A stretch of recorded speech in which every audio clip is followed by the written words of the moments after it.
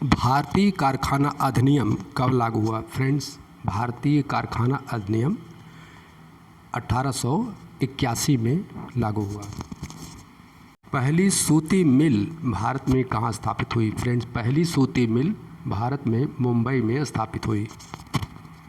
भारत में सबसे पहला लौह इस्पात उद्योग कहाँ स्थापित हुआ? फ्रेंड्स, जमशेदपुर में स्थापित हुआ, जो टिस्को ने बनाया था।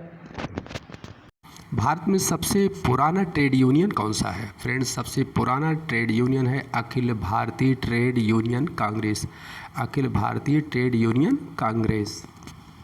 भारत में उपनिवेशीय शासन के दौरान सबसे पहले परमानेंट सेटलमेंट किसने लागू किया?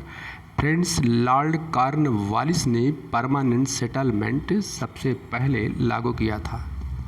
Lord Cornwallis. चंपारण के किसानों की मुख्य शिकायत क्या थी? फ्रेंड्स, बहुत ही मशहूर प्रश्न, बहुत ही इम्पॉर्टेंट प्रश्न है। तिनकठिया प्रथा की वजह से शिकायत थी किसानों को। अहमदाबाद मिल मजदूर आंदोलन में गांधी के हस्तक्षेप से मजदूरों की मजदूरी कितने प्रतिशत बढ़ी? फ्रेंड्स, 35% मजदूरों की बढ़ी थी। अहमदाबाद मिल मजदूर आंदोलन के दौरान जब गांधी जी ने हस्तक्षेप किया तो 35% मजदूरी बढ़ गई। भारत में पहली ट्रेन कब चली? फ्रेंड्स, बहुत ही प्रसिद्ध, बहुत ही इम्पॉर्टेंट सवाल है। 1853 में मुंबई और ठाणे के बीच पहली ट्रेन भारत में चली थी। अंग्रेजों के भारत में ट्रेन चलाने का मुख्य उद्देश्य क्या था? फ्रेंड्स, मुख्य उद्देश्य अपना प्रशासनिक नियंत्रण और ब्रिटिश व्यापार की सुविधा, प्रशासनिक नियंत्रण और ब्रिटिश व्यापार की सुविधा के लिए इन्होंने ट्रेन सुविधा चलाई। किस व्यवस्था से ब्रिटिश सरकार सीधे किसानों से राजस्व वसूलती? फ्रेंड्स, रैयतवाड़ी प्रथा यानी रैयतवाड़ी सिस्टम से जो ब्रिटिश सरकार सीधे किसानों से राजस्व वसूलती थी।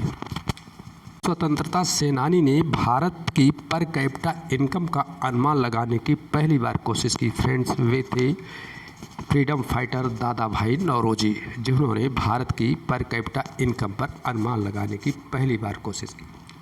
भारत में 1848 में PWD विभाग किसने शुरू किया? फ्रेंड्स, वो था लॉर्ड डलहौजी, जिसने कि 1848 में PWD विभाग स्टार्ट किया। किस ब्रिटिश सरकार ने भारत में पहली रेल लाइन बिछाई? फ्रेंड्स, ब्रिटिश गवर्नर था लॉर्ड डलहौजी, जिसने कि भारत में पहली बार रेल लाइन बिछाई।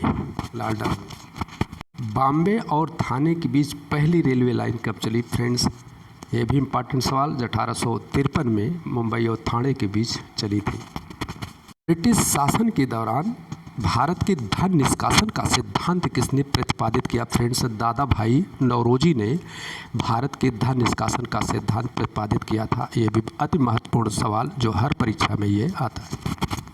अंग्रेजों ने किस प्रेसिडेंसी में रैयतवाड़ी प्रथा लागू की? फ्रेंड्स, मुंबई और मद्रास दोनों प्रेसिडेंसी में रैयतवाड़ी प्रथा लागू की थी, जिसमें किसानों से सीधे राजस्व वसूली करते थे। Poverty and un British rule in India पुस्तक किसने लिखी? फ्रेंड्स, यह भी सवाल बहुत महत्वपूर्ण, दादा भाई नौरोजी ने लिखा था poverty and un British rule in India. Bengal और बिहार में परमानेंट सेटलमेंट किसने लागू किया? फ्रेंड्स, लॉर्ड कॉर्नवालिस ने बंगाल और बिहार में परमानेंट सेटलमेंट लागू किया। लॉर्ड कॉर्नवालिस ने परमानेंट सेटलमेंट। मद्रास के रैयतवाड़ी सेटलमेंट से कौन संबंधित?